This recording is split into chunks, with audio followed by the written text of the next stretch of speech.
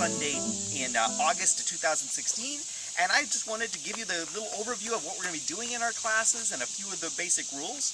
Let me tell you a little bit about myself first. I'm actually one of only a few professors at Creighton who doesn't actually live in Omaha. I actually live with my family in southern Indiana, where we are today actually at Lincoln State Park. And we moved here. I worked at Creighton on campus for about 12 years, and in December of 2013 my family and I moved here. My wife is actually a dentist. She's actually originally from this part of the country, and she has a practice here now. I have two sons. Xavier is 6. He's in first grade now. And at the same time, I have another son, Gabriel. He is 3. And they're having a lot of fun today at the park. Yep.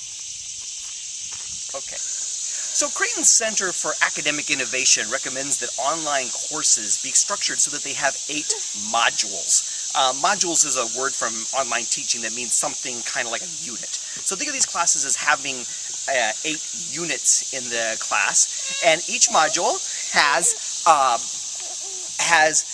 a quiz at the end of it, and it has a homework assignment along the way, and then it has one or more online discussions. And we'll talk in just a few minutes about online discussions, but sorry, Gabriel's a little bit needy at the moment.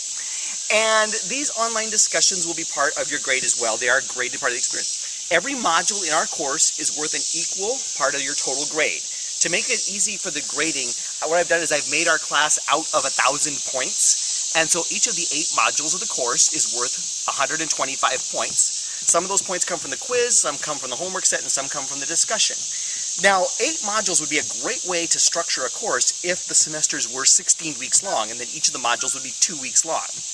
As it happens, Creighton semesters are 15 weeks long, so not all the modules are exactly the same size. The way you're going to know what you need to do and when it's all due is to get a copy of your course's calendar. Go on Blue Line, near the top of the page, one of the links is the calendar for your course or something like that.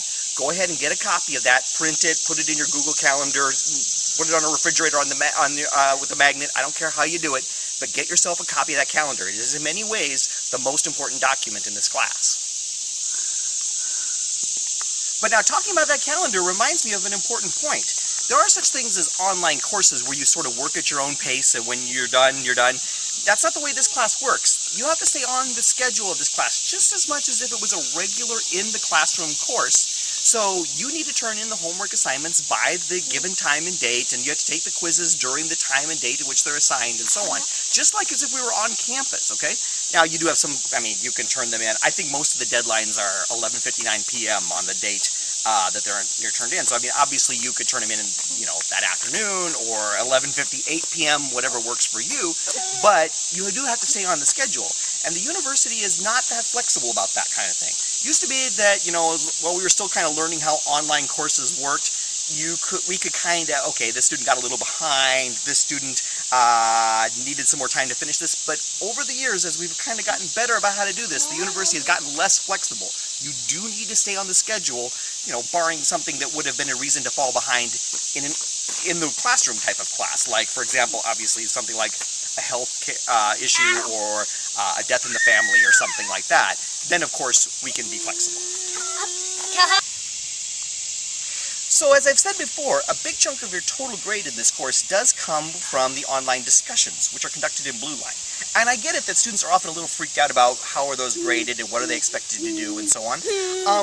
Every one of the modules has at least one discussion associated with it, and it consists of 2 parts. First, there'll be a set of questions or an activity or something that you do and you write about, and you can't see what any of the other students have written or anything at that time.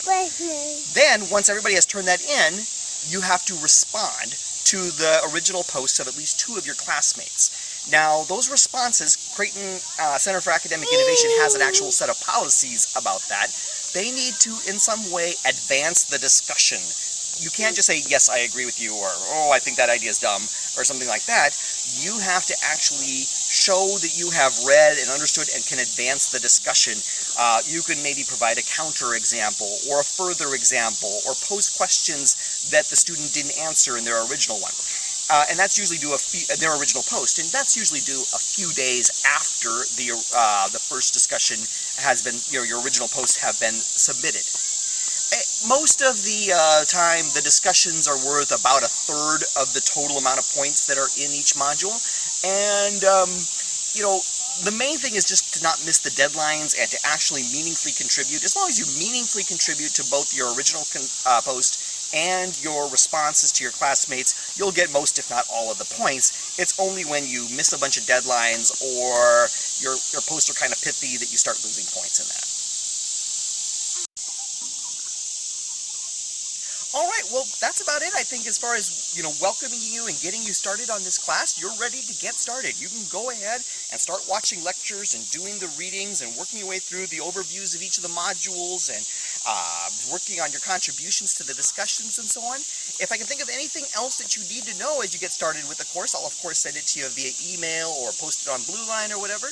And, of course, you can always let me know if you have any questions. I'm looking forward to it. I think Fall 16 is going to be a great semester. And I hope you think it's a great course too.